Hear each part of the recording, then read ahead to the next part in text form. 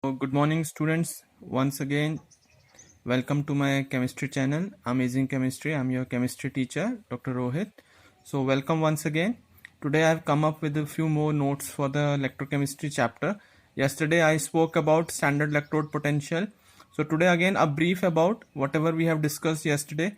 A little bit addition to that yesterday I told you कि electrochemical series में fluorine is at the top, however lithium is at the bottom. So just थोड़ा सा मैं उसमें addition करा रहा हूँ. If SRP value is high, it get reduced easily, so it is a very good oxidizing agent. जैसा कि मैंने कल बताया भी था कि fluorine in the spectrochemical series is at the top. So fluorine is the best oxidizing agent because it has a highest standard reduction potential value. So SRP इसका short form होता है. Simultaneously, lithium is a highest reducing agent because it has lowest SRP value. So I hope आप लोगों को ये समझ में आया होगा, and it is very much clear in your NCERT books. Whatever data I have been sharing with you, it's based on NCERT and it's a fact.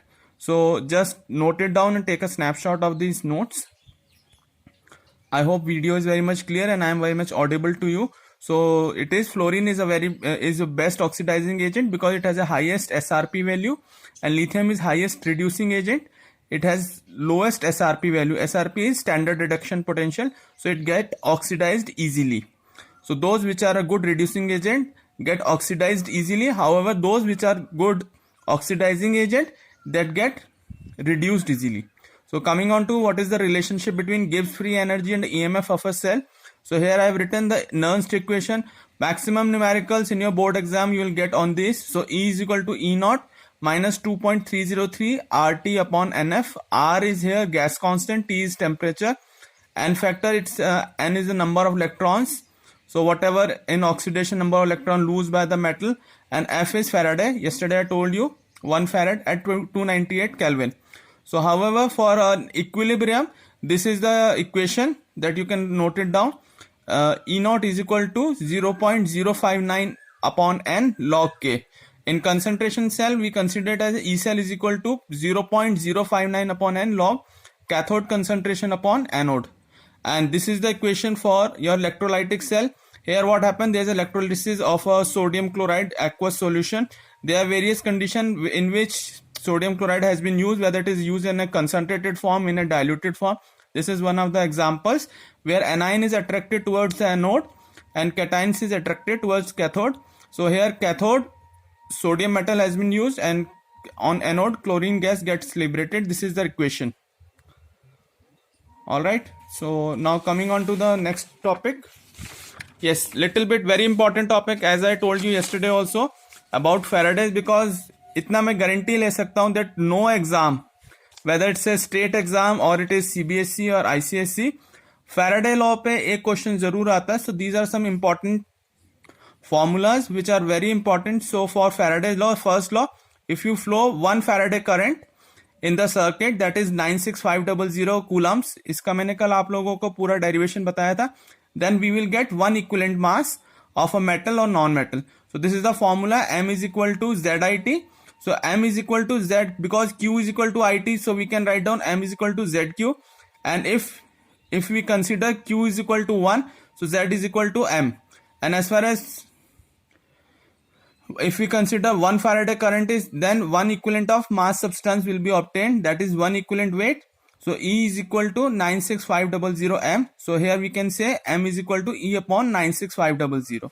So as far as Faraday's second law is concerned, that is W is equal to ZIT, or we can write down Z is equal to E upon 96500. This is the formula, so we can write it down in this way also.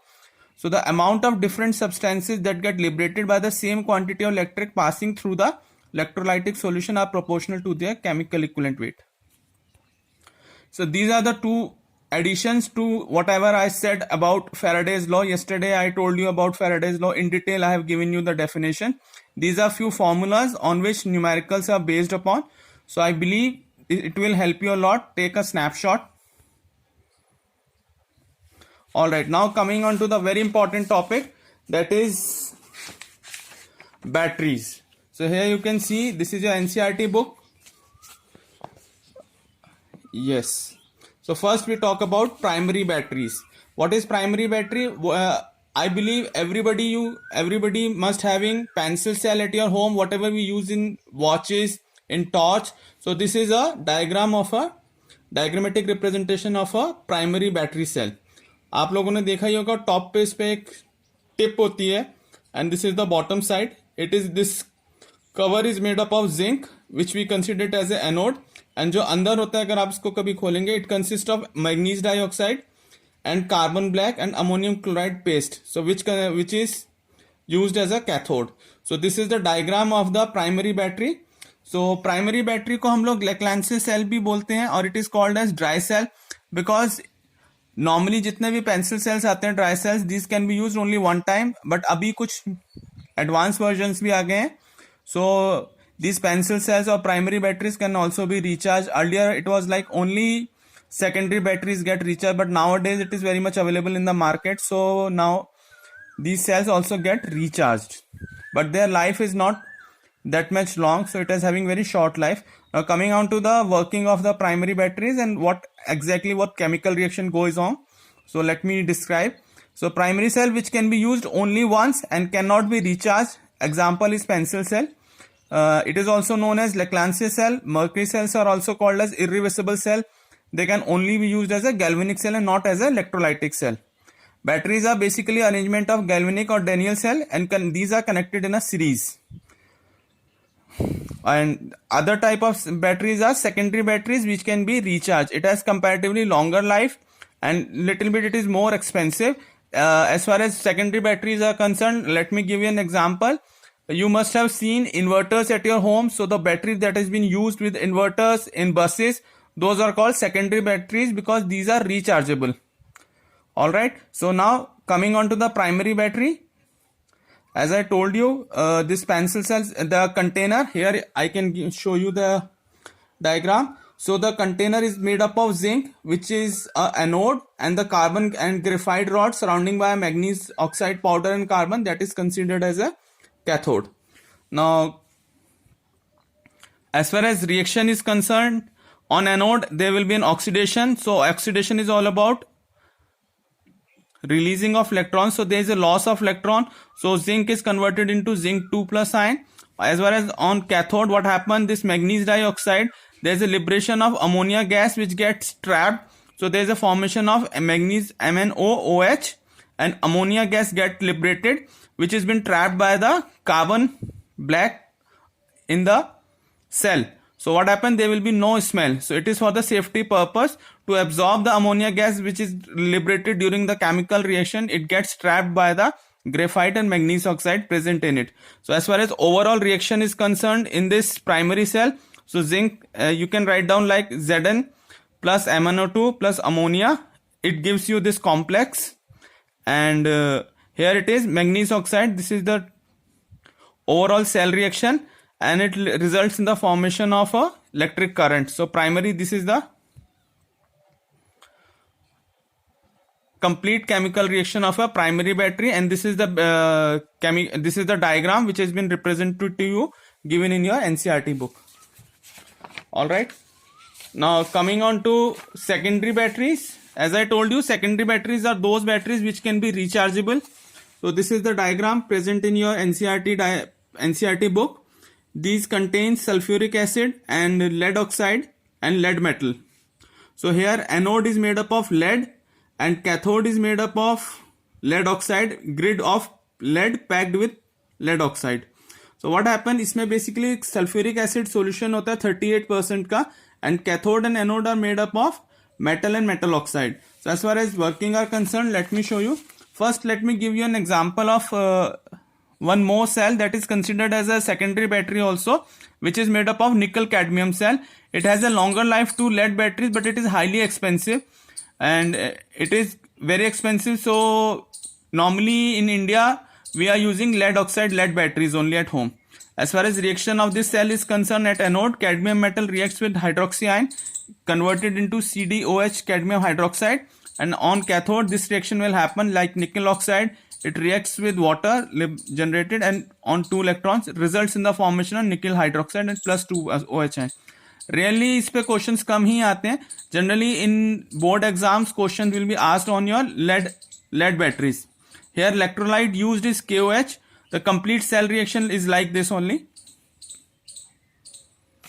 Okay, so now the important one, that is your lead storage battery. So as far as working is concerned, lead storage battery mein charging and discharging, these are the two basic principles. When we are using the lead storage battery, what happens? The battery get discharged. So there are two reactions which happens on anode. This reaction will happen, and on cathode this is the reaction. So this is the overall reaction. So what happen when there is a cut of electric supply, जब आपके घरों में light चली जाती है, so battery gives you electrical energy, so itself it get discharged. So this is the overall reaction which get happen, and this is the reaction. Anode is made up of lead metal, whereas cathode is made up of lead plus lead oxide, and electrolyte used in this cell is 38% sulfuric acid. All right. So while discharging, what happen? Lead reacts with sulfate ions present in it. It gets converted into lead sulfate, and on cathode lead oxide it gets reacted with sulfate ion, results in the formation of lead sulfate. So during discharging, lead sulfate will be formed. Overall, this is the reaction. E cell is 2.004 volt. All right. And once electricity comes again, so battery gets charged automatically. So this is the reaction. What happened? Again, this lead sulfate gets converted into lead and lead oxide. So lead sulfate reacts with water, results in the formation of lead oxide as anode. And on cathode, there will be a reaction like lead sulfate. Two electrons get reacted, so results in the formation of lead metal, and sulfate sign gets separated. So this is the overall reaction. Let me show you the reactions that has been given in your NCERT also. So this is, you can see, this is the reaction scheme which has been given, and the diagram that is given in your NCERT book. All right. And this is the diagram that has been given, which I describe you like cadmium nickel metal. This is another secondary battery cell. So these are very important for your board exams. Especially this lead storage battery is very important. Every year you get one question of 2 or 3 marks. So write down these reactions and take a snapshot. All right. Now coming on to the last topic, that is fuel cell. So now first let me show you the diagram of this, diagrammatic presentation of fuel cell. This is the fuel cell. All right. So what is fuel cell? Let me describe the definition of it. A galvanic cell that are designed to convert the energy of combustion of fuels like hydrogen, methane or methanol directly into electrical energy are called fuel cells. Fuel cell was used for providing electrical power in Apollo space program.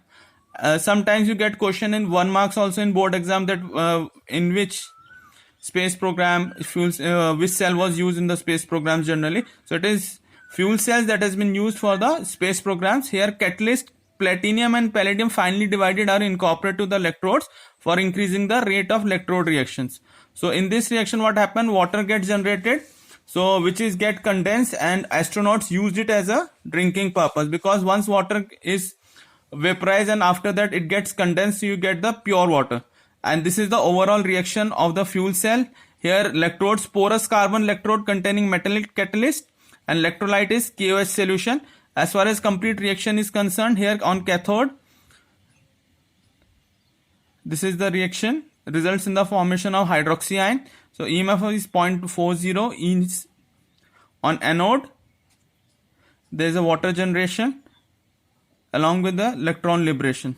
If we talk about the overall cell reaction, this is the overall cell reaction, and EMF of the cell is 1.23 volt total. So in this fuel cell, the catalyst that has been used is platinum and palladium metal finely divided, because generally catalyst has been used as a powdered, because powdered increases the surface area, which results in the activate the overall reaction. So now you can take a snapshot. I believe it is very much visible now. Now the last topic for today is the corrosion.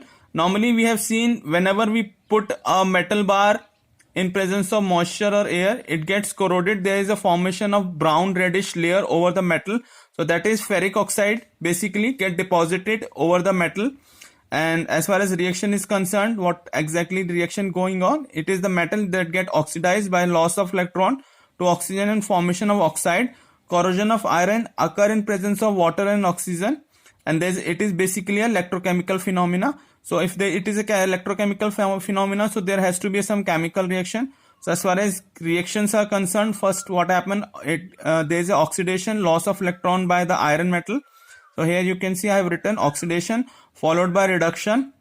So this is the reduction. What happened, whatever water is present in the atmosphere and carbon dioxide, it gets reacted, result in the formation of carbonic acid. That carbonic acid is a source of proton ions. So this is the overall reaction. Atmospheric oxidation, it results in the formation of ferrous oxide. It's again reacted, results in the formation of ferric oxide. Let me show you the reaction scheme that has been given in your NCERT. So this is the overall reaction. And here you can see it is written over here, the ferrous ion are further oxidized by the atmospheric oxygen to ferric ion, which come out as a rust in the form of hydrated ferric oxide. So Fe2O3.XH2O is the formula of a hydrated ferric oxide, because of which there is a formation of a red layer over the metal. And to prevent the corrosion, what happens, generally we are doing the painting, greasing, or there is a process called galvanization also, in which there is a formation of layer of zinc metal which prevent the corrosion. So thank you so much. This is the last topic for today. So I hope this video will help you a lot. Thank you so much. If you feel like that the content of the this video is good for you and it enhance your knowledge, please like, share and subscribe my channel. In case you have some doubts, please ask. Thank you so much, and don't forget to put comments on my video. Thank you so much.